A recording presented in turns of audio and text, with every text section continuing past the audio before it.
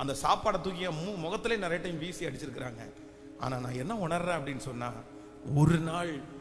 ஒரு நாள் அவ சுய நினைவோட இருக்கும்போது, அவ வந்து நல்ல ஒரு உடல்நிலையோட இருக்கும்போது, நல்ல மனசோட இருக்கும்போது, என்னை முழுக்க அவ தான் என்னை கவனிச்சுக்கிட்டா. அந்த அன்பை நான் சாகிற வரைக்கும் மறக்காம அவளுக்கு அந்த பணிவிடையை நான் செய்யணும்னு நினைக்கிறேன்னு அவர் சொன்னாராமா. அப்போ ஆண்டவருடைய பிள்ளைகளை இன்னைக்கு நம்ம நிறைய பேர் பார்த்தீங்க அப்படின்னு சொன்னா, இஸ்ரவேல் ஜனங்களை மாதிரி வெகு சீக்கிரமா ஆண்டவர் மேல இருக்கிற பாசம் குறைகிறதுக்கு காரணம் என்ன தெரியுமா?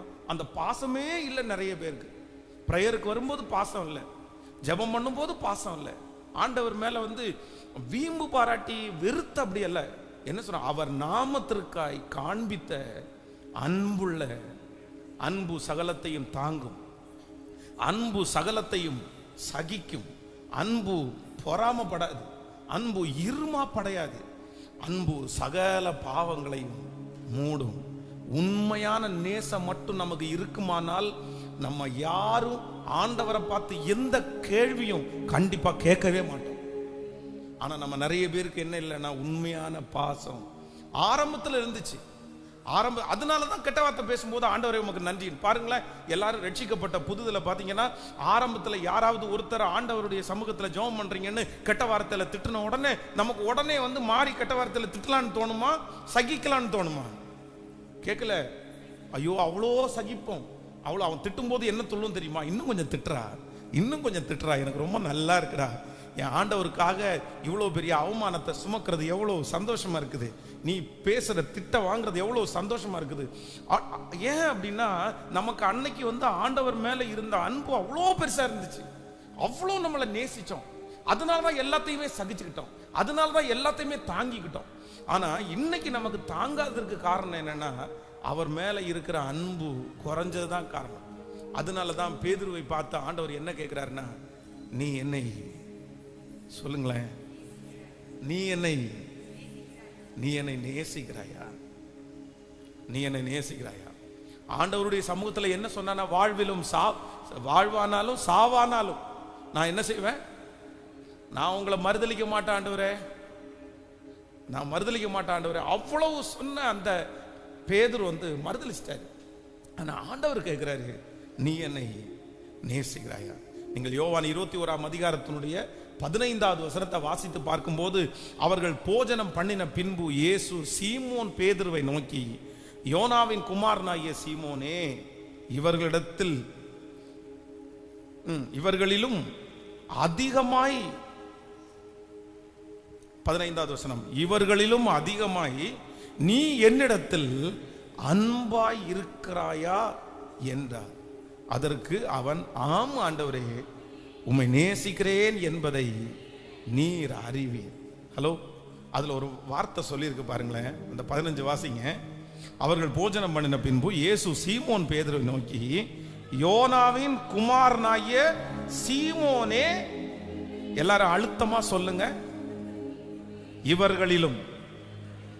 கேட்கல கேட்கல கேட்கல இந்த இவர்களிலும் அப்படின்றது யாரை பார்த்து சொல்றாரு? ஹலோ, அங்க அத்தனை பேர் நிக்கிறாங்க, கிட்டத்தட்ட 10 பேர் நிக்கிறாங்க. இந்த 10 பேரையும் நிக்க வச்சு, இந்த 10 பேரையும் கை காமிச்சு என்ன சொல்றாருன்னா, சீமோன் பேதுரு மட்டும் பார்த்து என்ன கேட்கிறாருன்னா, இவர்களிலும் அதிகமாய் தான் உருவாக்கின, தான் கற்பித்து கொடுத்த, தனக்கு இனி அடுத்த ஊழியத்தை எடுத்துக்கொண்டு போகிற அத்தனை பேரையும் முன்னாடி நிக்க வச்சு, ஆண்டவருக்கு சீமோன் பேதுரு மேல என்ன தேவை அப்படின்னு சொன்னா, நீ எல்லாவற்றை காட்டிலும் இவர்கள் எல்லாரிலும் நீ என்னை நேசிக்கிறாயா? இப்போ உங்களை பார்த்து ஆண்டவர் கேட்கிறார், உங்களை பார்த்து கேட்கிறார். உங்க முன்னாடி உங்க எல்லாத்தையும் கொண்டு வந்து நிறுத்துறாரு, உங்க பிள்ளைய கொண்டு வந்து நிறுத்துறாரு, உங்க வீட்டை கொண்டு வந்து நிறுத்துறாரு, உங்க காரை கொண்டு வந்து நிறுத்துறாரு, எல்லாத்தையும் கொண்டு வந்து உங்களுக்கு முன்னாடி நிப்பாட்டி, இப்போ உங்களை பார்த்து ஆண்டவர் கேட்கிறாரு, இது எல்லாத்தையும் பார்த்துக்கப்பா, இது எல்லாத்தையும் பார்த்துக்குங்க சிஸ்டர், இது எல்லாத்தையும் பார்த்துக்குங்க அம்மா. இப்போ உங்களை பார்த்து கேட்கிறாரு, இவைகள் எல்லாவற்றிலும் நீ என்னை கேட்கல. நீங்க என்ன பதில் சொல்லுவீங்க? இது நமக்கு நிறைய நேரத்தில் சொல்றது ரொம்ப ஈஸி. யோபுனுடைய மனைவி ஆண்டவரை நேசிச்சாங்களான்னு கேட்டா கண்டிப்பா நேசிச்சாங்க, நிறைய நேசிச்சாங்க. ஆனா எல்லாத்தையுமே தாங்கிக்கிட்டாங்க. சொத்து போனதை தாங்கிக்கிட்டாங்க, எல்லாத்தையும் கொள்ளையடிச்சிட்டு போனதை தாங்கிக்கிட்டாங்க, தன்னுடைய பிள்ளைகள் இறந்து போனதை கூட தாங்கிக்கிட்டாங்க. சரி பரவாயில்ல, பிள்ளைங்க போச்சுன்றதை கூட தாங்கிட்டாங்க. ஆனா அவங்களால எது தாங்க முடியல அப்படின்னா, யோபுனுடைய உச்சன் தலை முதல் உள்ளங்கால் வர பரு வந்துச்சு தெரியுமா, அதை தாங்க முடியல. ஏன்? இந்த ஊர்ல இருக்கிற எல்லாருமே நம்மளை குறித்து சாட்சி சொன்னாலும், சாட்சி எங்க வாங்கணும்னா ஒன்று கணவன்கிட்ட வாங்கணும், இல்லைன்னா ஆனா அவ்வளவு சீக்கிரமா நம்ம வாங்க ஊர்ல எல்லார்ட்டையும் சாட்சி வாங்கிடலாம். ஆனா மனைவியிட்டையும் கணவன்கிட்டையும் சாட்சி வாங்குறது ரொம்ப தப்பு, ரொம்ப கஷ்டம். இப்போ இந்த இடத்துல தன்னுடைய மனைவி யோபுவை பற்றி அவருக்கு நல்லா தெரியும்.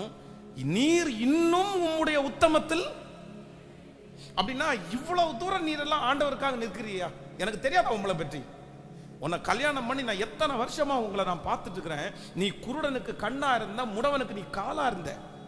உன்ன மாதிரி ஒரு நீதிமான இந்த உலகத்துல நான் பார்த்ததே இல்லை. நானும் அண்ணன் தம்பியோட தான் வளர்ந்துருக்கிறேன், எனக்கும் ஒரு அப்பா இருக்காங்க, நான் எத்தனையோ பேரை பார்த்துருக்கிறேன். ஆனா உன்ன மாதிரி ஒரு உத்தமனான மனுஷன் நானு. ஆனா உன்னையே இப்படி அந்த கடவுள் சோதிக்கிறாருன்னா, அந்த கடவுள் உனக்கு எதுக்குப்பா? அந்த கடவுள் உனக்கு, அதுதான் அவங்களுடைய கேள்வி. ஆனாலும் யோபு என்ன சொல்றாரு அப்படின்னு சொன்னா, நீ பைத்தியக்காரி பேசுகிறது போல் பேசுகிறாய். தேவன் கையிலே நன்மையை பெற்ற நாம் தீமையையும் பெற வேண்டாமோ? கர்த்தர் கொடுத்தார், கர்த்தர் எடுத்தார், கர்த்தருடைய நாமத்திற்கு. ஏன் அப்படின்னா, அவர் மேல நான் வச்சிருக்கிற அன்பு வந்து எனக்கு ஏதாவது தருவார்ன்றதுக்காக அல்ல, அவரால் எனக்கு ஏதாவது ஆதாயம் ஆகணுன்றதுக்காக அல்ல, என்னுடைய ஆதாயத்துக்காக நான் இயேசுவை நேசிக்கல.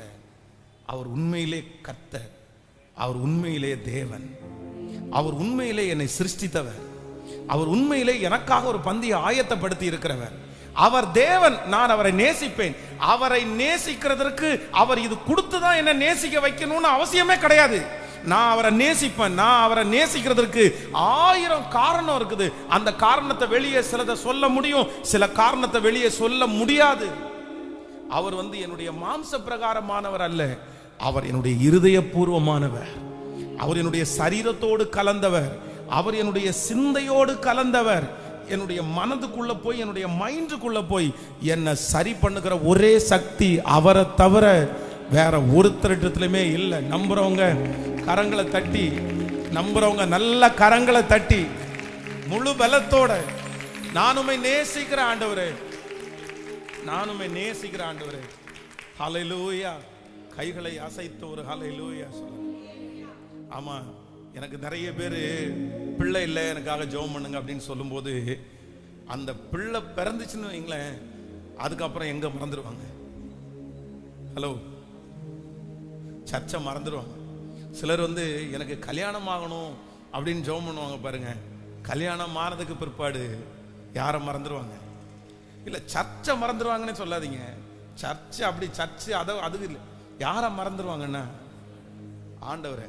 சர்ச்சை மறக்கிறது பிரச்சனை இல்லை, ஆண்டவரை மறந்து எத்தனையோ பேரை பார்த்துருக்கிறேன். ஐயோ, அந்த சிஸ்டர், அந்த பிரதர், அந்த அற்புதம் நடக்கிற வரைக்கும் உபவாச ஜபத்துக்கு வர்றது இல்லை. நம்ம ஒரு பிரச்சனை வரும்போது ஆண்டவரை தேடுறத ஆண்டவர் விரும்புறாரு. சரி, என்னுடைய கஷ்டத்திலேயாவது என் பிள்ளை என்னை தேடுறானே அப்படின்னு ஆண்டவர் வந்து விரும்புவார். ஆனா என்னன்னா, அந்த கஷ்டம் முடிஞ்ச உடனே டாட்டா ஆண்டவரே, சரிங்க தேங்க்ஸ் ஆண்டவரே, ஸ்தோத்திரம், ஹல்லேலூயா, ரொம்ப நன்றி, நான் வந்து பிள்ளையினுடைய 1வது வருஷம் வரேன், அதுக்கு வந்து ஒரு பிரதிஷ்டை மட்டும் பண்ணிட்டு போறேன், காணியை கொடுத்துட்டேன் ஆண்டவரே, பாஸ் கையில் கொடுத்துட்டேன், வாங்கிக்கங்க அப்படின்னு போயிடக்கூடாது. என்ன பண்ணணும்னா, ஆண்டவரே நான் உம்மை, சத்தமா சொல்லுங்க, சத்தமா சொல்லுங்க. ஒரு பாட்டை பாடும்போது கூட பாச சொல்றாருன்னு இருக்காங்க, நான் யாரை நேசிக்கிறேன் ஆண்டவரே, உங்களை நேசிக்கிறேன் ஆண்டவரே. இனி எதை செஞ்சாலும் அவருடைய நாமத்திற்காய் காண்பித்த அன்புள்ள பிரயாசம், அவருடைய நாமத்திற்காய் காண்பித்த இவர்கள் எல்லாரிலையும் நீ என்னை நேசிக்கிறாயா? இவர்கள் எல்லாரிலையும் நீர் என்னை நேசிக்கிறாயா? நீ என்னை நேசிக்கிறாயா? நீ என்னை நேசிக்கிறாயா? இந்த வார்த்தையை இந்த ஃபாஸ்டிங் பிரேயர்ல யாரையோ ஒருத்தரை பார்த்து ஆண்டவர் கேட்கிறார், இதெல்லாம் உன்னை விட்டு போனா கூட நீ என்ன நேசிப்பாயாப்பா? இதெல்லாம் உன்னை விட்டு எடுத்துக்கிட்டா கூட நீ என்ன நேசிப்பாயாப்பா? இது இல்லைன்னா கூட நீ என்ன நேசிப்பாயாப்பா? அப்படின்னு சொல்லும் போது யார் ஒரு தேவனுடைய பிள்ளை ஆமா ஆண்டவரே எல்லாமே என்னை விட்டு போனாலும் பரவாயில்ல, நான் உன்னை நேசிப்பேன். நீங்க ஆண்டவர் உங்களுக்கு உயர்வையும் மேடைகளையும் அலங்காரங்களையும் கொடுக்கும் போது உங்களுடைய இருதயத்தின் ஆழத்திலிருந்து ஒரு நன்றி உணர்வு வரும் பாருங்களேன், ஒரு அழுகையான ஆராதனை வரும் பாருங்க. அந்த ஆராதனையில் ஆண்டவர் பிரியப்படுகிற ஒரு உண்மைதான். ஆனா அவ்வளவு நெருக்கத்தின் மத்தியிலையும் கஷ்டத்தின் மத்தியிலையும் அவமான மத்தியிலையும் நன்றி ஆண்டவரேன்னு உங்க மனப்பூர்வமா கண்ணீரோட ஒரு நன்றி வருது பாருங்க. அந்த நன்றியை விட இந்த நன்றிக்கு பெரிய வேல்யூ இருக்குது. இதுல பெரிய வேல்யூ இருக்குது. சிறைச்சாலையில உட்காரும் போது பாட்டு பாடுறான் பாருங்களேன். ஆலயத்துல நிற்கும் போது பாட்டு பாடலாம் சிஸ்டர் பிரதர், ஆலயத்துல நிற்கும் போது பாட்டு பாடலாம். அதுக்கு நமக்கு யாரும் சொல்லிக் கொடுக்க வேண்டிய அவசியம் இல்லை. நம்ம நிக்கிறது ஆலயத்துல பேண்ட் ஷூட் போட்டுட்டு ரொம்ப அழகா ட்ரெஸ் பண்ணிட்டு வந்து நின்று ஆலயத்துல நம்ம ஆண்டவரை துதிச்சு பாடி ஆராதிக்கலாம். ஆனா சிறைச்சாலைக்குள்ள துதிச்சு பாடி ஆராதிக்கணும்னா யார் மேல அன்பு வரணும் அப்படின்னு சொன்னா சத்தமா சொல்லுங்க. நான் சிறைச்சாலையில இருந்தாலும் ஆண்டவர் மேல இருக்கிற அன்பு மட்டும் எனக்கு என்ன பண்ணலைன்னா கேட்கல. சத்தமா சொல்லுங்க, ஆண்டவரே நானுமே நேசிக்கிறேன், நானுமே நேசிக்கிறேன், நானுமே நேசிக்கிறேன். கைகளை மேல உயர்த்தி எல்லாரும் சொல்லுங்க, நான் உங்களை நேசிக்கிறேன் ஆண்டவரே. இவைகள் எல்லாவற்றை பார்க்கல, நான் உங்களை நேசிக்கிறேன் ஆண்டவரே.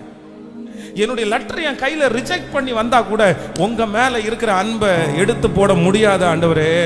எனக்கு என்ன தீமையா வந்தா கூட உங்க மேல இருக்கிற அன்பை ஆமென் இந்த சூழ்நிலையிலையும் எனக்கு தேவை, நீங்க எனக்கு தேவை ஆண்டவரே. நான் கேட்கறது வேற எதுக்காகவும் கேட்கல, உங்க நாமம் மகிமைக்காக தான். ஆண்டவர் எனக்கு பெரிய காரியத்தை செஞ்சாருன்னு புறஜாதிகளுக்குள்ளே நான் சாட்சி சொல்றதற்கு தான் இந்த அற்புதத்தை கேட்கிறனே தவிர இது நடக்கலன்னா கூட உங்களை விட்டுட்டு போகிறதற்கோ உங்களை தூசிக்கிறதற்கோ கண்டிப்பா என்னுடைய வாயில வார்த்தை வரவே வராதுப்பா. தேவரீர் உம்மோடு பேச போனால் நீர் நீதி உள்ளவராமே.